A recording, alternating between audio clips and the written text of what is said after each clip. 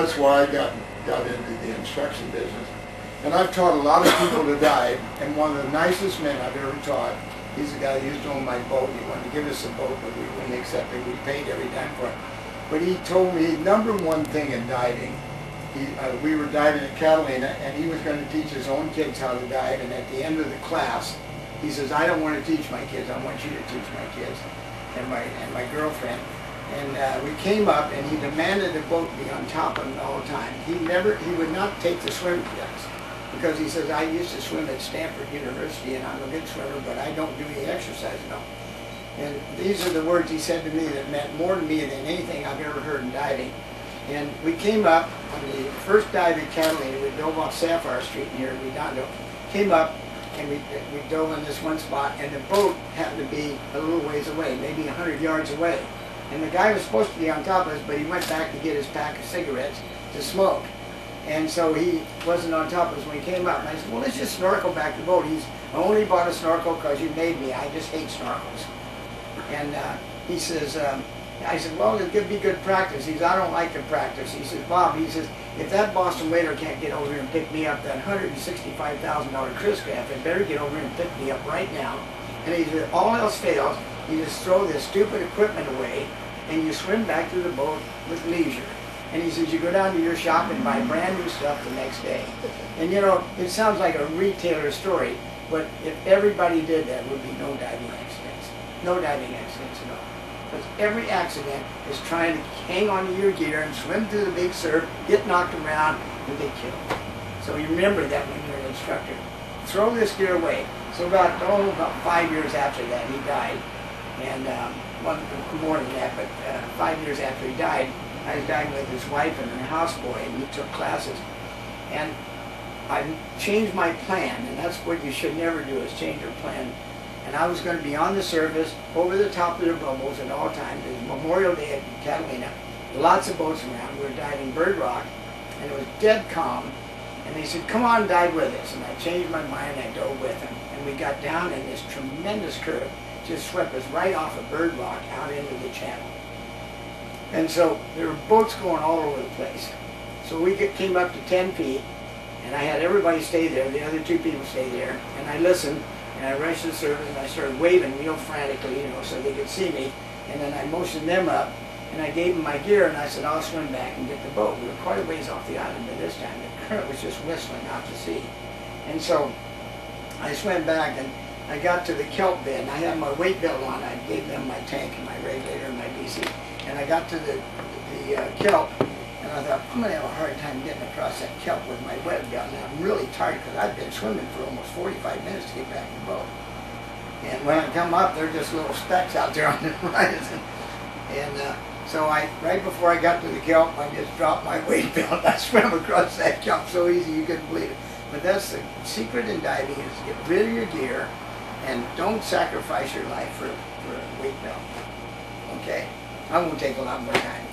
Go like that if I talk to you. No, we love to hear your stories. I love diving. I was telling her before we came up here, I'll tell you the guys the story real quick. A guy named George Slaughter, he did Real People and Laugh In, and he came by the boat one day and he said, Bob, he said, I want to go diving. I said, I'll take you diving. He didn't have a suit or anything, so I put him in a wetsuit.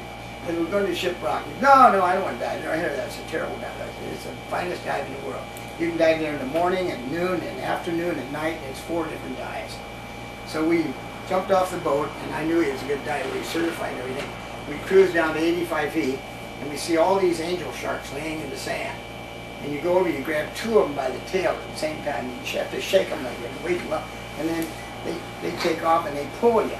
And you just ride them until they turn around and try to bite you, and then you let go of them. And they're totally docile like that. And then we were sitting on the bottom there, about 90 feet of water, and this George was here and I was here, and this great, big, gigantic bull seal came down and just parked his fins there and looked at me like, what are you doing down here? What are you doing down here? And then he takes off. So then we start climbing up the hill out there a little bit, and we're just taking our time going up the hill because we didn't want to stay down too long. And we saw a huge herd of yellowtail come by. They kind of whistle underwater. I can always tell when they're around. And then we saw a big bunch of white sea bass, and when they take off real fast, they sound like quail taking off underwater. And the big black sea bass, when they take off fast, they make a booming sound. Boom, boom, boom. You can hear them take off. And so then a bunch of barracuda came by, a bunch of bonita came by, and then a 50-pound halibut swam right in front of me. He just swooped along.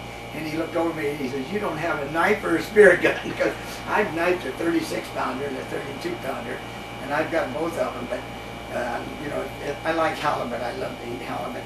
But he just looked at me like, "You don't have a knife or a spear gun." He just cruised along. I could have shot him 50 times with the gun.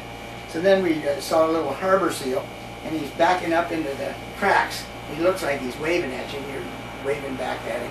And then we get up in shallow water. I always run all my air out. I use all my air in 10 feet of water or 20 feet of water. And I think it's a good thing to practice. You know, you can practice clearing your faceplate and stuff like that. And so I break up sea urchins, put them in front of my faceplate here, and you'll have 50 garibaldi eating out of your hands here. And then some of the uni got up on my ear here, and one of them bit a big hunk out of my ear there, and I called him Tyson. He's a chip rocket cat. We came up, and George Sawyer said, "That's without a doubt the best dive I've ever been on in my life." So there is some very, very good diving. I dove all over the world, and I've never seen a better place than local diving here. I convinced Jens to stop diving in Mexico, bring the boat up here, sell it to me, dive here in the summertime, and then dive around the world in the wintertime by airplanes and boats and stuff. So anyhow, you want to hear anything else? As much as you want to tell us. I've got a couple of good stories for you. What about the one where you said, I asked him one time, you know, did you ever have any really catastrophic events where you said, "Screw it, I'm never doing this again"?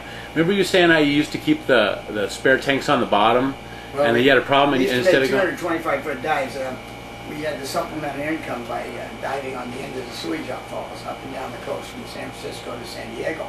And a couple of them, the LA counties is out in 225 feet of water, and LA cities is out in 209 feet. They go out 5 miles out to sea. And so we dove on those a lot. And we used to take and carry an extra tank and a regulator, a little bitty 33 cubic foot tank, and we'd set it down. We called it a suitcase in case we had a failure or anything. And so we just bought brand new regulators. I won't tell you which company. But they were supposed to have a stainless steel diaphragm, and the old ones used to be brass. And there's a lot of things I can tell you about that, but I helped invent the diaphragm that had the washer embedded into it, so it wasn't two separate pieces and it slipped out of there. One guy out here drowned on account of that. But anyhow, we were diving in, and I was working pretty hard because they had a great big car battery. We filled the car battery with oil. After put the top of the acid, we filled that with oil, and we sealed those plugs up. And then we used regular big seal beads from car lights, and we keep that in front of you. You didn't want to put it up next to your face because if it broke, it's going to suck your face into it. And when you'd shoot a flash bulb underwater at 225 feet, if you don't have gloves on, you're just it's going to go like that and break, and you'll get glass in your fingers. You can't stop it.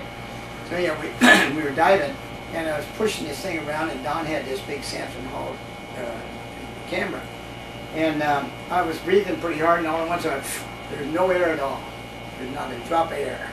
The diaphragm wasn't made out of stainless steel; it was made out of tin.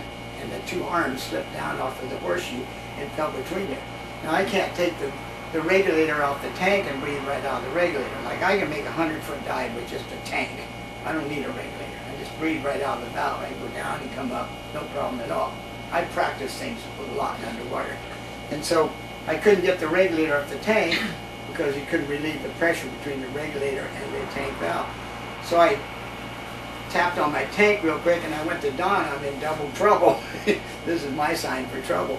And he swam up to me, and we'd get stung by jellyfish so bad around our lips, and we had full hoods on that we made our hoods come up like this, so your faceplate, you had to tuck it up underneath the hood, and then you put two little holes in about the size of a matchstick, and you'd insert your mouthpiece in there. It saved me. One day I got hit with a great big crowbar right in the face, and it put a 1-inch hole right through my lip here, but it knocked me out, and I just laid on the side of the tank, on the side of the pipe there for about 5 minutes. Came back up, and Don looked at me like, "Where you been?" Well, if you hit me with a crowbar again, I'm not going to be down here any longer. I had a thing on my lip that just like a half a golf ball. But anyhow, it saved my life because it held my mouthpiece in and the overpressure just kept breathing for me. But